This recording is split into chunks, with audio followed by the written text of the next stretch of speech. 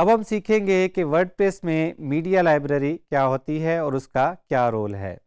जो भी मीडिया, चाहे वो इमेजेस हों, वीडियोस हों, ऑडियो फाइल्स हों या पीडीएफ फाइल्स हों, जो भी हम किसी भी पेज या पोस्ट से अपलोड करेंगे वो हमें हमारी मीडिया लाइब्रेरी में अवेलेबल होगा। मीडिया लाइब्रेरी से हम पुराने अपलोडेड मीडिया को मैनेज कर सकते हैं और नया मीडिया हम वहाँ से अपलोड कर सकते हैं।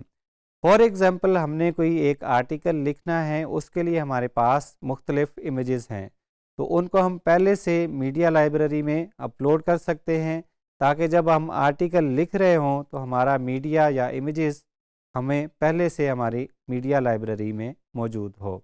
उसके अलावा फॉर एग्ज़ाम्पल, हमने कुछ मीडिया या इमेजेस जो यूज़ किए थे, अब वो हम किसी भी आर्टिकल या पेज में यूज़ नहीं कर रहे, तो उनको हम वहाँ से डिलीट भी कर सकते हैं।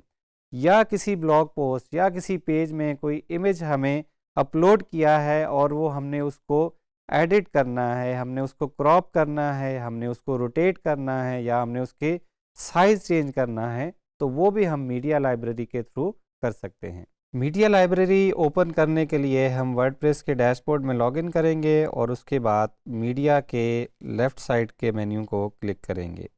यहाँ से हमने लाइब्रेरी भी ओपन कर सकते हैं। लाइब्रेरी में हमें वो सब इमेजेस, वीडियोस, ऑडियोज़ और पीडीएफ फाइल्स मिलेंगी जो हमने ऑलरेडी किसी भी पेज या पोस्ट से अपलोड की हैं या यहाँ से हमने मीडिया लाइब्रेरी से ही अपलोड की हैं। फॉर एग्ज़ाम्पल, एक फ़ाइल हम अपलोड करेंगे जो कि हमने न्यू फाइल अपलोड की है, अब ये मीडिया लाइब्रेरी का पार्ट बन गई है। ये फ़ाइल अब जब हम किसी भी पेज या पोस्ट से जब ऐड न्यू मीडिया करेंगे, मीडिया लाइब्रेरी खोलेंगे, तो ये फ़ाइल हमें वहाँ पे विजिबल नज़र आएगी। यहाँ पे जो मैक्सिमम अपलोड फाइल साइज़ नज़र आ रहा है, ये सर्वर की सेटिंग के मुताबिक डिफरेंट हो सकता है। मेरे पास यहाँ पे 300 MB आ रहा है। हो सकता है आपकी सर्वर की सेटिंग्स के मुताबिक ये फ़ाइल साइज़ कम हो या ज़्यादा हो।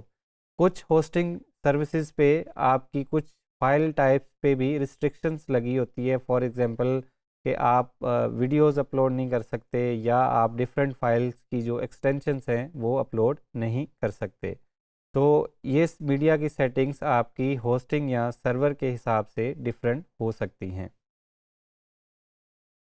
इमेज को एडिट करने के लिए हम एडिट इमेज के बटन पे क्लिक करेंगे तो यहाँ टॉप टूल बार में हमें डिफरेंट ऑप्शंस नज़र आ रहे हैं।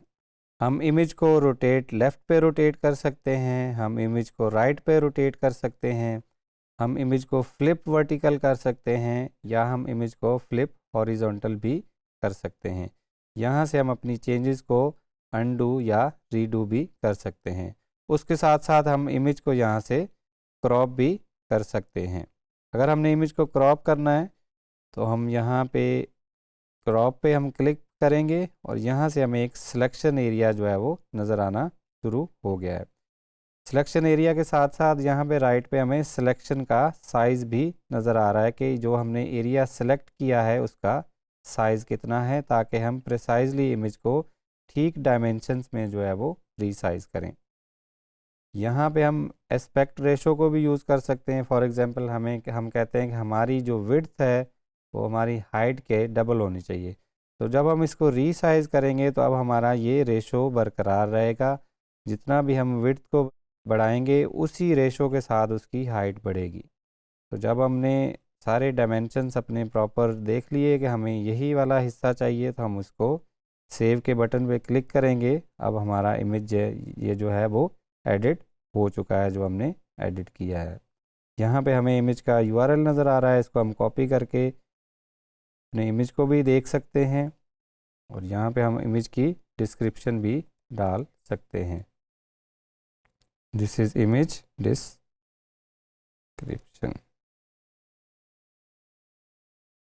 चेंजेस हमारी ऑटोमेटिकली सेव हो गई हैं। हम इसको बंद करेंगे। यहाँ से हम डिफरेंट फ़िल्टर्स लगा सकते हैं कि कौन से मीडिया आइटम्स हमें नज़र आने चाहिए। हमें फॉर एग्ज़ाम्पल हमने इमेजेस देखने हैं, हमने ऑडियो फाइल्स देखनी है, अगर हमारे पास कोई होगी तो यहाँ पे नज़र आ जाएगी। ये डिफरेंट डॉक्यूमेंट्स के टाइप हैं जिससे हम फ़िल्टर कर सकते हैं। एक हमारे पास फ़िल्टर है अनअटैच्ड का। इसका मतलब ये है कि ये वाला मीडिया किसी भी पेज या पोस्ट के साथ अटैच्ड नहीं है।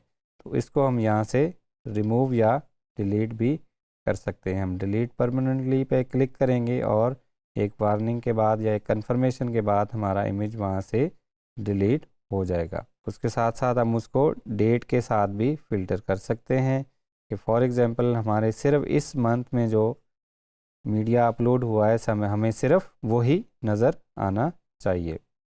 तो ये था मीडिया का ओवरव्यू, जिसमें हम फाइल्स को एडिट कर सकते हैं, फाइल्स को ऐड कर सकते हैं, मीडिया को रिमूव कर सकते हैं और उनको मैनेज कर सकते हैं, या उनको फ़िल्टर करके डिफरेंट फ़िल्टर्स की बेस पे कि हमारे पास ऑडियो फाइल्स कितनी हैं, हमारे पास वीडियो फाइल्स कितनी हैं, हमारे पास पीडीएफ फाइल्स कितनी हैं, वो हमें यहाँ पे नज़र आ जाएंगी।